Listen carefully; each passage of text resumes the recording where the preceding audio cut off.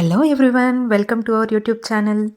Finally మేమైతే యూకేలో ఇల్లు కొనడానికి ప్లాన్ చేసుకున్నాము. యాక్చువల్గా అయితే ఇల్లు కొనాలి అని చెప్పి సర్చింగ్ స్టార్ట్ చేయలేదు, రెంటిల్లు తీసుకుందామని సర్చింగ్ స్టార్ట్ చేశాము. కానీ వన్స్ స్టార్ట్ చేశాక మాకు సొంతింటికి ఈఎంఐకి అండ్ రెంటింటి ప్రైజెస్కి పెద్ద డిఫరెన్స్ ఏం అనిపించలేదు. ఏదైనా అరౌండ్ 1200 to 1500 పౌండ్స్ అవుతున్నాయి.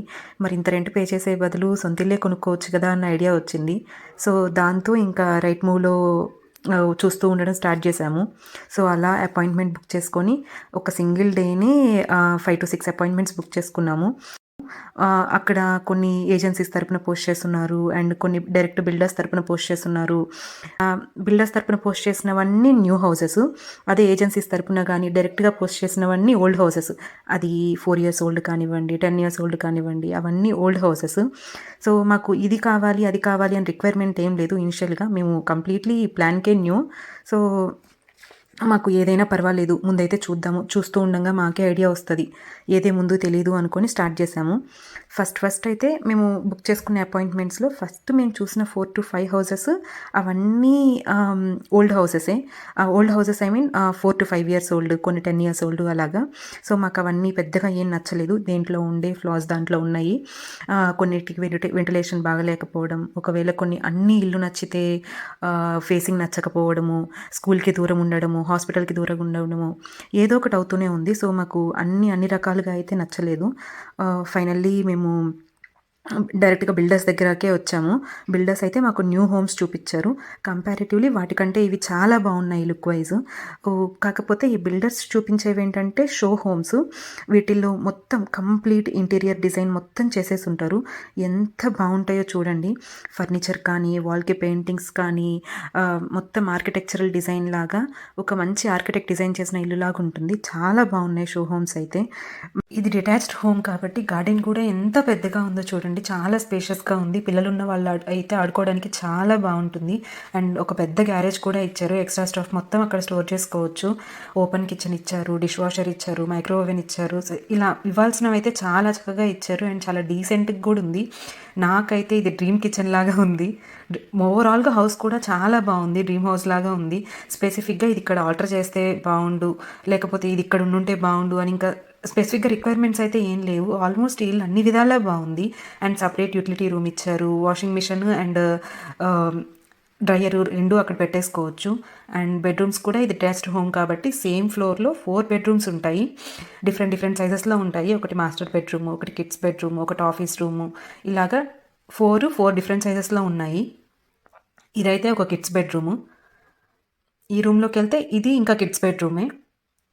కాకపోతే వీళ్ళు కంప్యూటర్ రూము డిటాచ్డ్ హోమ్లో కింద ఇచ్చేశారు ఈ ఇంటికైతే. అండ్ ఓ పక్కనే ఒక మాస్టర్ బెడ్రూమ్ ఉంది. ఆ మాస్టర్ బెడ్రూమ్ అయితే ఎంత బాగుందో చూడండి. లైటింగ్స్ అయితే ఎంత చక్కగా అరేంజ్ చేశారో, చాలా అంటే చాలా బాగుంది. వార్డ్రోబ్స్ ఇచ్చేశారు, లైటింగ్స్ మొత్తం ఇచ్చేశారు.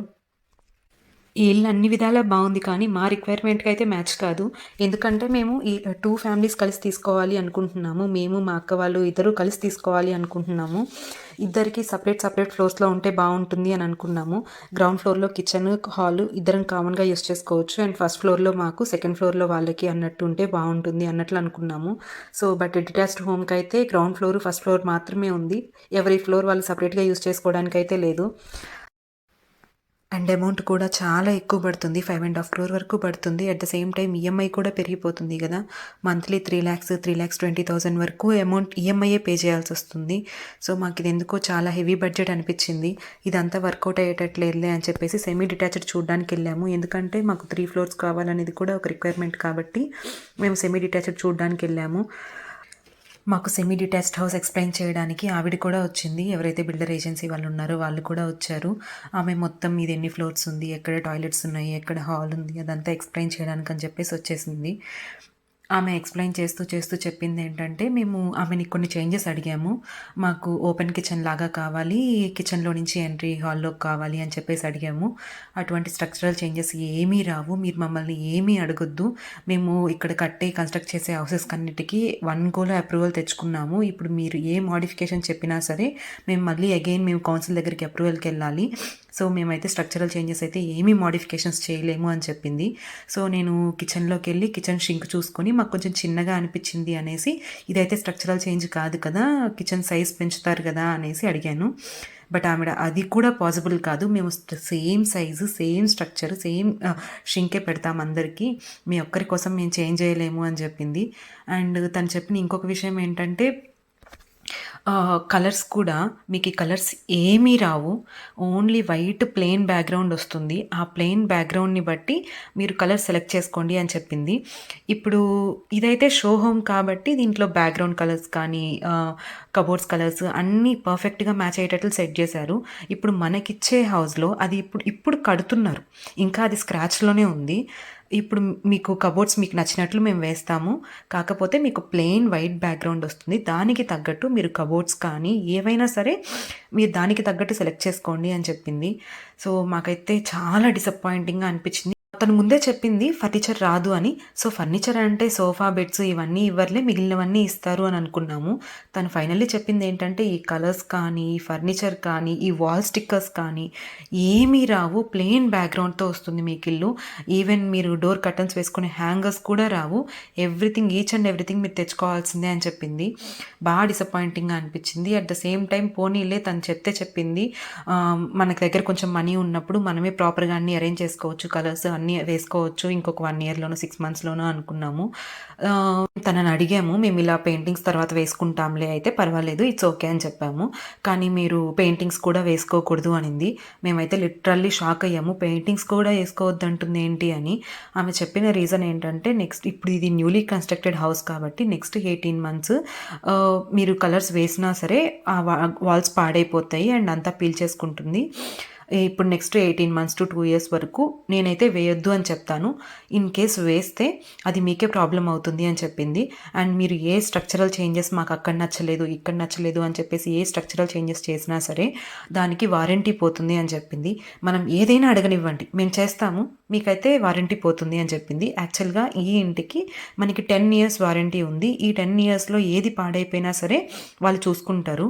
అదే మనం ఏ స్ట్రక్చరల్ చేంజెస్ చేసినా సరే ఇద్దరు గార్డెన్ ఎక్స్టెండ్ చేసుకోవడం కానీ హాల్ ఎక్స్టెండ్ చేసుకోవడము కిచెన్ ఎక్స్టెండ్ చేసుకోవడము ఏవైనా చేయనివ్వండి, ఏ స్ట్రక్చరల్ చేంజ్ చేసినా సరే మీకు వారంటీ పోతుంది ఇమీడియట్లీ అని చెప్పింది.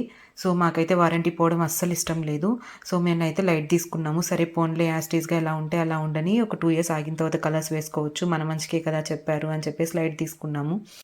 ఫైనల్గా టైల్ సెలెక్ట్ చేసుకోవడానికి అయితే వెళ్ళాము. తను కొన్ని ఆప్షన్స్ చెప్పింది, మీరు ఎక్కడెక్కడ ఏమేమి సెలెక్ట్ చేసుకోవచ్చు అని. ఫస్ట్ అయితే బాత్రూమ్ టైల్ సెలెక్ట్ చేసుకోండి అని చెప్పింది. బాత్రూమ్ సైడ్ వాల్స్కి కానీ బాత్రూమ్ ఫ్లోర్కి కానీ మీరు టైల్స్ సెలెక్ట్ చేసుకోవచ్చు. మీకు టైల్స్ అంటే మనకి ఇండియాలో టైల్స్ అంటే మనము మార్బుల్ అని ఇలా అనుకుంటాం కదా, అలాంటివి ఏం కాదు, వుడెన్ టైల్స్ ఉంటాయి, అందులోనే మీరు సెలెక్ట్ చేసుకోగలరు అని చెప్పింది. మేము ఎక్స్ట్రా కాస్ట్ పే చేస్తాము, మాకు స్టోన్ టైల్స్ కావాలి అన్నా లేదు అదేం కుదరదు, మేము అందరికీ మార్బుల్ ఇవి వుడెన్ టైల్స్ ఇస్తాము, మీరు ఇందులోనే సెలెక్ట్ చేసుకోవాలి అని చెప్పింది. చేసేది ఏం లేక అవన్నీ లైన్గా పెట్టుకొని ఏ బాగుంటాయా అని చెప్పేసి మా రూమ్కి మేము, మా అక్క వాళ్ళ రూమ్కి వాళ్ళు ఇద్దరం ఎవరికి కావాల్సిన వాళ్ళు సెలెక్ట్ చేసుకున్నాము. అండ్ అది అయిపోవడంతో హాల్కి సెలెక్ట్ చేసుకోండి అని చెప్పింది. హాల్కి మాత్రం మేము చాలా కన్ఫ్యూజ్ అయ్యాము. అట్ ద సేమ్ టైం మేము కిచెన్ కబోర్డ్స్ కూడా సెలెక్ట్ చేసుకున్నాము. కిచెన్ కబోర్డ్స్ అయితే వైట్ ప్లెయిన్ బ్యాక్గ్రౌండ్కి ఏవి సెలెక్ట్ చేసుకోవాలో కన్ఫ్యూజ్ అవుతుంటే అందులో కూడా మేము ఒకటి ఫిక్స్ అయ్యాము అండ్ మేము తన ఒపీనియన్ కూడా అడిగాము. సో తను కూడా అవి బాగుంటాయి అని చెప్పింది. తన ఒపీనియన్ ప్రకారం వెళ్ళాము. అండ్ కిచెన్ కౌంటర్ టాప్కి కూడా మీరు మార్బుల్ వేయించుకోవచ్చు, వుడ్ కౌంటర్ టాప్ మీకు వద్దనుకుంటే అని చెప్పింది. మాకైతే చాలా హ్యాపీగా అనిపించింది, ఎందుకంటే అది మా మెయిన్ రిక్వైర్మెంట్. ఇంకా వీళ్ళు ఏది చెప్పినా చెయ్యరు అని మేము అడగలేదు, కానీ ఫైనల్గా తనే చెప్పింది. అండ్ ఒక ఎంటీ హౌస్లో వేరే వాళ్ళకి వేసి ఉంటే వాళ్ళు ఇంకా ఎప్పుడో ఇంకో 2-3 daysలో మూవ్ అవుతారు, ఆ ఇంటికి మమ్మల్ని తీసుకెళ్ళి ఈ కౌంటర్ టాప్ ఇలా వస్తుంది, ఇది ఇంత అవుతుంది అని చెప్పింది. ఓవరాల్గా కాస్ట్ అయితే ఓన్లీ కిచెన్ కౌంటర్ టాప్ వరకు 3 lakhs చెప్పింది. అమ్మో 3 lakhs అనుకున్నాం ఇనిషియల్గా అయితే, కానీ మాకు వుడ్ కౌంటర్ టాప్ అస్సలు నచ్చలేదు కాబట్టి ఇట్స్ ఓకేలే పెట్టేసుకుందాము.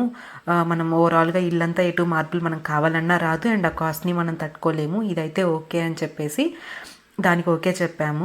సెలక్షన్ విషయంకి వచ్చేటప్పటికి మాకు పెద్దగా ఐడియా లేదు కదా, మేము ఇంతకుముందు ఎక్కడ సెలెక్ట్ చేసింది లేదు, సో బాగా కాంప్లికేట్ అయిపోయింది. మేము 1 hourలో అయిపోతుంది, ఇంత టైం పట్టదు అనుకున్నాం ఇనిషియల్గా. మాకు యాక్చువల్గా బర్మింగం వెంకటేశ్వర స్వామి గుడికి వెళ్ళే ప్లాన్ కూడా ఉండింది. ఇక్కడ ఒక 1 or 2 hours ఇది కంప్లీట్ చేసుకొని వెళ్దాము అనుకున్నాము. కేవలం ఈ సెలక్షన్స్ దగ్గరే 3.5 అవర్ పట్టింది. మేము అస్సలు ఎక్స్పెక్ట్ చేయలేదు ఇంత టైం పడుతుంది అని. ముందు ఇనిషియల్గా కొన్ని సెలెక్ట్ చేయడము, మళ్ళీ షో హోమ్లోకి వెళ్ళడము, మళ్ళీ అక్కడ అజ్యూమ్ చేసుకోవడం, మళ్ళీ బ్యాక్కి రావడం. సో ఆమె ముందే చెప్పింది మీకు 3.5 అవర్ వరకు పడుతుంది అని. అదేం లేదులే, మనం 1 అవర్లో సింపుల్గా సెలెక్ట్ చేసేస్తాము అనుకున్నాము. బట్ అదేం లేదు, అంతే టైం పట్టింది. అండ్ తన్ని రిక్వెస్ట్ చేసుకుంటే కన్స్ట్రక్షన్ జరిగే సైట్ దగ్గరికి తీసుకెళ్ళింది. అక్కడైతే మనకి లోపలికైతే అస్సలు ఎంట్రీ లేదు, స్టిల్ కన్స్ట్రక్షన్లోనే ఉంది కాబట్టి. అంతగా చూడాలనుకుంటే ఒకరోజు వీక్ డేలో రండి అని చెప్పింది. బట్ వీక్ డేలో మనకు కుదరదు కాబట్టి మనం అస్సలు వెళ్ళలేదు.